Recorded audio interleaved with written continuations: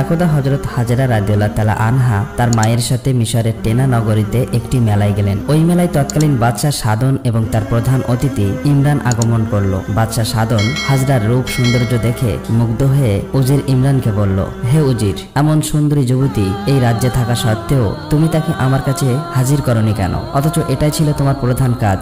যাও, এই মুহূর্তে এই সুন্দরী যুবতীকে আমার সামনে হাজির করো, অন্যথায় তোমার গর্দান কাটা যাবে। বাদশার আদেশ পেয়ে উজির তখন তার কয়েকজন সাথে নিয়ে হাজরাকে খুঁজতে বেরিয়ে গেল। এদিকে হাজরা এবং তার মা বিষয়টি বুঝতে পেরে মেলার এক পাশ দিয়ে বেরিয়ে বাড়ির দিকে ছুটে চললেন। উজির ইমরান সহ সব অলিগলি খুঁজেও হাজরাকে না পেয়ে ভয়ে অস্থির হয়ে গেল।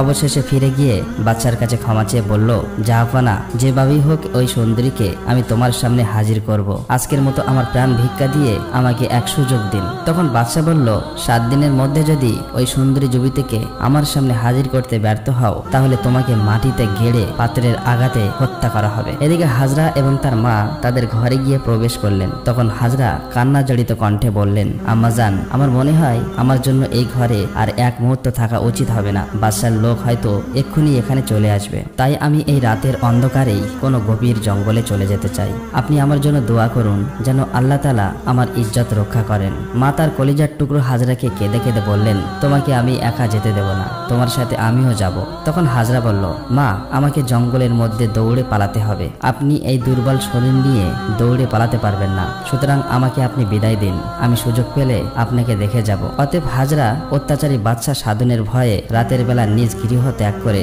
গভীর জঙ্গলের পথে চলতে লাগলেন। কষ্টে তার বুক ফেটে যাচ্ছিল। এদিকে তার মা 2 রাকাত নামাজ পড়ে 2 হাত তুলে হাজরার জন্য দোয়া করছিলেন।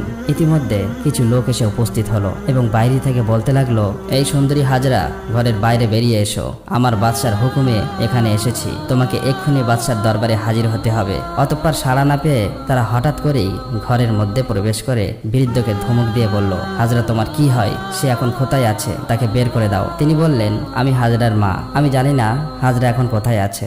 তখন ইমরানের এক সঙ্গী বলল, তাকে উদ্যম মধ্যম দিয়ে সব সত্যতা বেরিয়ে আসবে। এই বলে চাবুক দিয়ে বৃদ্ধাকে আঘাত করতে লাগলো। তার শরীর থেকে রক্ত পড়তে লাগলো। অতঃপর তাকে বাদশার কাছে নিয়ে গেল। বাদশা তখন শুনতে পেল যে হাজরার আর কোনো সন্ধান পাওয়া যায়নি। তখন সে আদেশ দিল, এই বৃদ্ধাকে কারাগারে বন্দী করে তার খাওয়া দাওয়া বন্ধ করে দাও। যতক্ষণ সে তার কন্যা কোথায় আছে না বলে ততক্ষণ এভাবেই রেখে দাও। বাদশার আদেশে হাজরার মাকে কারাবন্দী করা হলো। চাবুকের আঘাতের কারণে তার শরীর দিয়ে রক্তস্রোত বয়ে যাচ্ছিল এবং রক্তবমি হচ্ছিল, ফলে তিনি বেহুশ হয়ে সেখানেই মৃত্যুবরণ করলেন। এদিকে হাজরা বাদশার ভয়ে গভীর জঙ্গলে লুকিয়ে রইলেন। এভাবে দিন অতিবাহিত হয়ে সন্ধ্যা হলো। অতঃপর রাত যখন একটু গভীর হলো তখন হাজরা লুকিয়ে লুকিয়ে নিজের বাড়িতে এসে উপস্থিত হলেন। এসে দেখে ঘরের দরজা সম্পূর্ণ খোলা, ঘরের ভিতরে কোনো আলো নেই। হাজরা মা মা বলে ডেকেও কোনো সাড়া পেলেন না। হাজরা তার মাকে না পেয়ে এক প্রতিবেশীর বাড়িতে গিয়ে জিজ্ঞেস করলেন। তখন প্রতিবেশী বললেন, হাজরা, তুমি এখানে কোত্থেকে এসেছো? বাদশা পুরস্কার ঘোষণা করেছে তোমাকে ধরার জন্য। আজ সকালে তোমার মাকে মারধর করে বাদশার লোকেরা গ্রেপ্তার করে নিয়ে গিয়েছে। এই কথা শুনে হাজরা চিৎকার করে কেঁদে উঠলেন। তখন প্রতিবেশী মহিলা বললেন, হাজরা, তুমি এখানে কি করছো?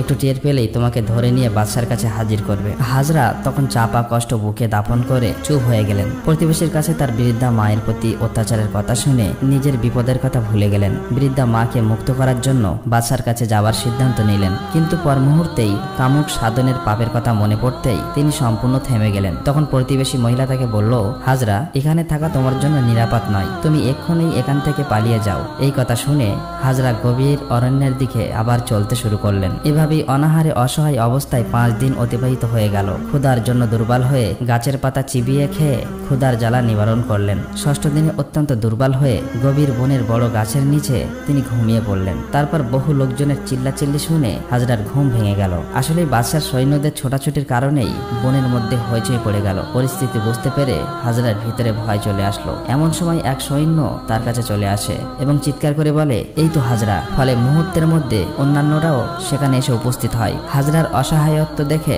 তারা বিকটভাবে হাসতে লাগলো। হাজরা তখন ভয়ে ব্যাকুল হয়ে দোয়া করলেন, হে আল্লাহ, হে দয়াময় প্রভু, ও তোমার এই দাসের প্রতি নির্দয় হও না। তুমি তো এই দাসীকে এত রূপ, লাবণ্য ও সৌন্দর্য দান করেছ, আমাকে কলঙ্কিত করো না আল্লাহ। হাজরার দোয়া আল্লাহর দরবারে কবুল হয়ে গেল। অতঃপর ইমরান যখন তার লোকজন নিয়ে হাজরাকে বন্দী করার জন্য এগিয়ে যেতে লাগলো, তখন তাদের সকলের পা মাটির সঙ্গে আটকে গেল। ফলে হাজরা সেখান থেকে চলে গেলেন। কিছুক্ষণের মধ্যে তারা চলার শক্তি ফিরে পেল। তাই তারা হাজরার পিছু পিছু চলতে লাগলো। হাজরা জঙ্গল পেরিয়ে নীল নদের তীরে গিয়ে নদীতে ঝাঁপিয়ে পড়লেন। অতঃপর নীল নদের বিশাল একটা ঢেউ এসে হাজরাকে ভাসিয়ে নিয়ে গেল। ইমরান তার দলবল নিয়ে নদীর তীরে এসে দেখলো হাজরা মাঝ নদীতে ঢেউয়ের মধ্যে হাউডুবু খাচ্ছে। তখন ইমরান বলল, তোমরা নদীতে ঝাঁপিয়ে পড়ো। তোমরা কি কাপুরুষ যে এই নদীর ঢেউ দেখে ভয় পাচ্ছ? একটি নারী হয়ে যদি নদীতে ঝাঁপিয়ে পড়তে পারে তাহলে তোমরা কি পারবে না? তাহলে তোমাদের পুরুষত্ব কোথায়? ওই মেয়েটাকে যদি আমরা ধরে নিয়ে না যেতে পারি তাহলে আমার গর্দান কাটা যাবে। তখন সৈন্যরা বলল, যে নারীর কাছে যেতে চাইলে পাপ মোচন হয়ে যায়, যে নারী প্রচন্ড ঢেউর মধ্যে ঝাঁপিয়ে পড়তে পেরেছে সেই নারী সাধারণ কোনো নারী নয়। এই বলে তারা সকলেই সেখান থেকে চলে গেল। এবার ইমরান নদীর তীর দিয়ে একাই ছুটে চলল। কিছু দূর গিয়ে দেখতে পেল দুইজন ছেলে জ্ঞানহারা হাজরাকে নিয়ে নদীর তীরে এসেছে। ইমরান তাকে বলল, এই মেয়েটিকে বাদশার কাছে হাজির করার আদেশ হয়েছে, তাই আমি যা বলি তোমরা তাই করবে। অতঃপর ইমরান একটা পালকির ব্যবস্থা করলো। এবার ছেলেদেরকে নিয়ে পালকি করে হাজরাকে বেহুশ অবস্থায় নিয়ে বাদশার বিশেষ কারাগারে নিয়ে গেল।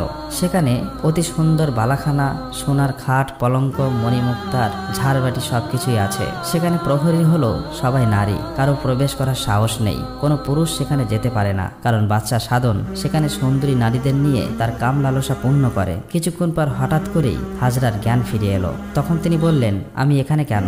তখন একজন নারী প্রহরী এগিয়ে এসে বলল, মা, তোমার জন্য এই বালাখানা সাজানো হয়েছে, এখন থেকে তুমি এখানেই থাকবে। তখন হাজরা বলল, এ তো বাদশা সাধনের বালাখানা। জি হ্যাঁ, এটাই বাদশার বালাখানা। বাদশা সাধনের আদেশে তোমাকে এখানে আনা হয়েছে। এখন থেকে আমরা তোমার সেবা যত্নে নিয়োজিত থাকব। তখন হাজরা বলল, আমাকে এখানে কেন আনা হয়েছে তা তোমরা অবশ্যই জানো। দয়া করে এই বাদশার হাত থেকে তোমরা আমাকে রক্ষা করো। মা, আমরা তো তোমার বাদশার হুকুমের দাসী, আমাদের তো আর কিছু করার নেই। হাজরা তখন কান্না জড়িত কণ্ঠে বলল, আর কিছু যদি না পারো তাহলে তোমরা আমাকে হত্যা করে ফেলো। ইতিমধ্যেই একজন দাসী হাজরার জন্য খাবার নিয়ে আসলো, কিন্তু কিছু খেলেন না। তখন তিনি কেঁদে কেঁদে বললেন, তোমরা কি বলতে পারো, এক সপ্তাহ আগে বাদশার লোকেরা আমার মাকে ধরে নিয়ে এসেছিল, তিনি এখন কোথায় আছে? তখন দাসী বলল, তুমি আগে খেয়ে নাও, তারপর তোমার মাকে খবর দেব। এই কথা শুনে হাজরা বুঝে গেলেন যে তার মা আর বেঁচে নেই। তাই তিনি সেজদায় লুটিয়ে পড়ে কান্নায় কাতর হয়ে বললেন, হে আল্লাহ, দয়াময় প্রভু, এই হতভাগীর কি অপরাধ? নিজের ইজ্জত বাঁচানোর জন্য কত জঙ্গলে জঙ্গলে ঘুরে বেড়ালাম, নীল নদের নদীতে ঝাঁপ দিলাম, তবু তুমি এদের কাছে আমাকে আবদ্ধ করলে। এমন সময় এক অদৃশ্য গায়েবী আওয়াজ এলো, হাজরা, আমি আমার প্রিয় বান্দা বান্দিদেরকে বিভিন্ন বিপদে ফেলে দুঃখ দিয়ে পরীক্ষা করে থাকি, তুমি ধৈর্য ধারণ করো। এই কথা শুনে হাজরা বললেন, হে আল্লাহ, তোমার ইচ্ছা তাহলে পূর্ণ হোক। এর মধ্যে একজন দাসী এসে খবর দিল, মা, বাদশা তোমার সঙ্গে সাক্ষাৎ করতে এসেছেন। এটা শুনে হাজেরা ঘৃণায় চোখ ফিরিয়ে নিল।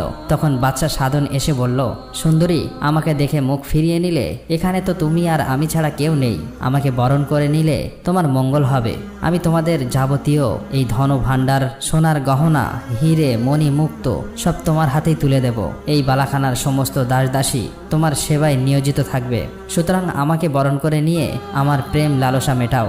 এটা শুনে হাজেরা ঘৃণায় শরীরটা ফেটে যাচ্ছিল। তিনি একদম চুপচাপ রইলেন। সাধন তাকে নীরব থেকে রেগে গিয়ে বলল, এই সুন্দরী, তুমি আমাকে দুর্বল ভেবো না।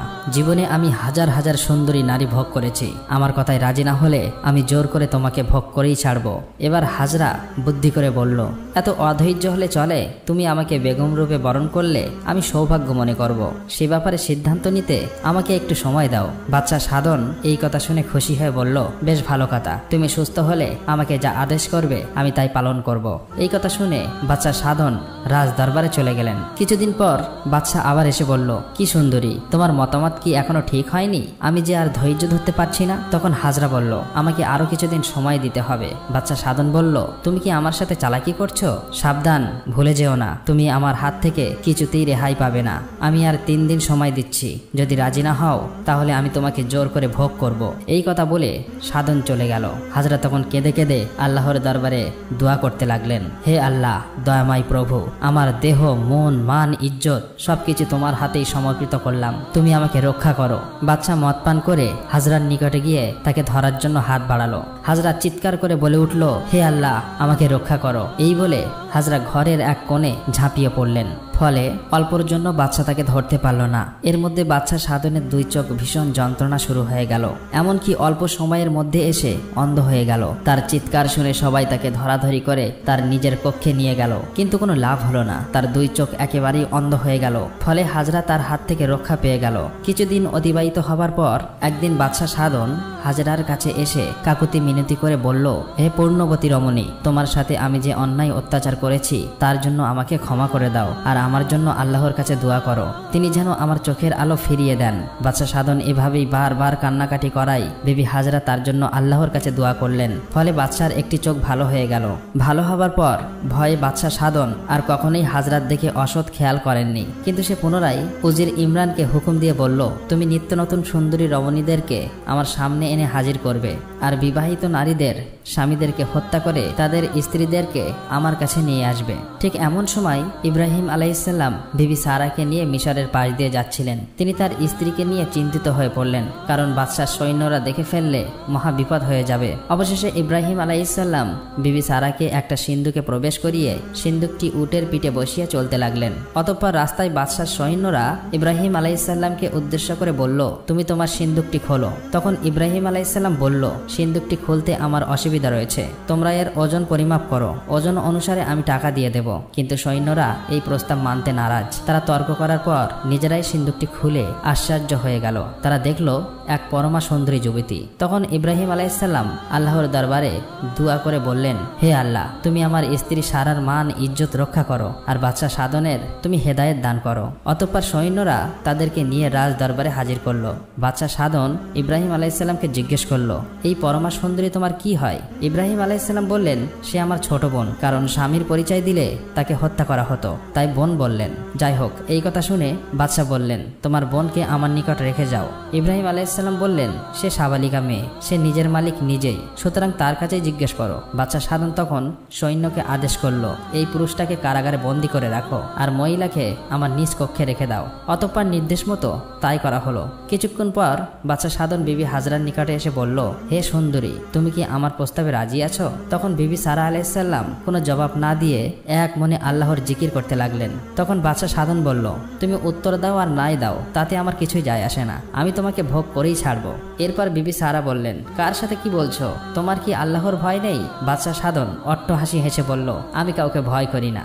এই কথা বলে সে বিবি সারার দিকে এগিয়ে চলল, কিন্তু তারপর সে তার পা দুটোকে নাড়তে পারছে না, মাটির সাথে যেন আটকে গিয়েছে। তখন বাদশা চিৎকার করে বলল, তুমি আমাকে জাদু করেছো? তোমার চালাকির এই বলে তার সমস্ত শক্তি দিয়ে ঝাঁপিয়ে পড়ে তার কাম বাসনা চরিতার্থ করতে চাইল, কিন্তু উপর হয়ে পড়ে তার কপাল ফেটে গেল এবং তার ভালো চোখের দৃষ্টিশক্তি হারিয়ে আবার সে পুনরায় অন্ধ হয়ে গেল।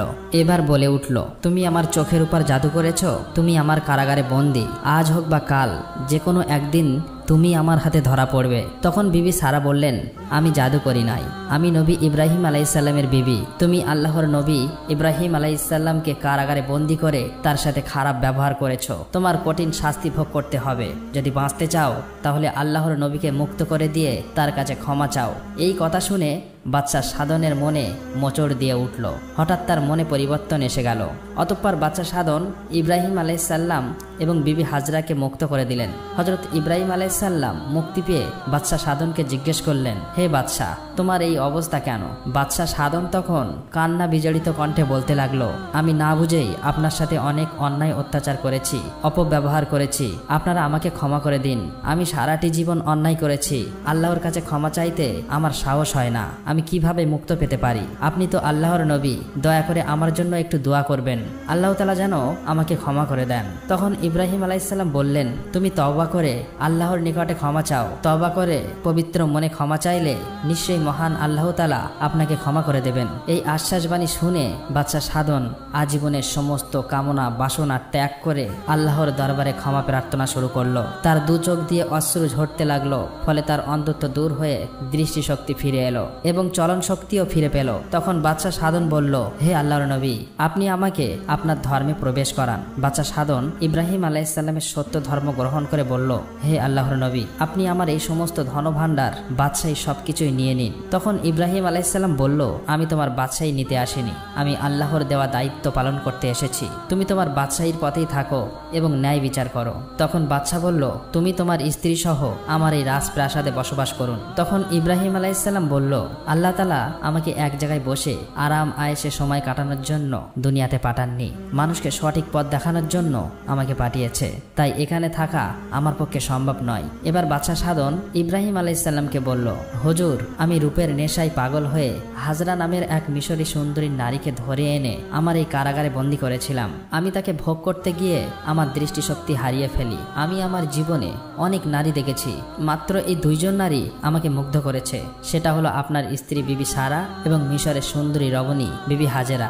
বর্তমানে তিনি আমার কারাগারে বন্দী আছেন, কিন্তু তাকে বন্দী রেখে তার মূল্যবান জীবন নষ্ট করার কোনো মানেই হয় না। এখন আমি কি করব? আর এই পবিত্র নারীকে কার হাতেই বা সমর্পিত করব? এখন আপনার মতো এক মহামানব আল্লাহর নবীকে পেয়ে আমি এই সমস্যা থেকে মুক্ত পেতে চাই, আপনি হাজরার দায়িত্ব গ্রহণ করুন। হযরত ইব্রাহিম আলাইহিসসালাম একটি অপরিচিত যুবতী নারীর দায়িত্ব নিতে রাজি ছিলেন না, তাই তিনি জবাব দিচ্ছিলেন না। হঠাৎ করেই বিবি সারা বলে উঠলেন, এখন থেকে হাজরার দায়িত্ব আমি নিলাম, তুমি তাকে মুক্ত করে দাও। অতঃপর হযরত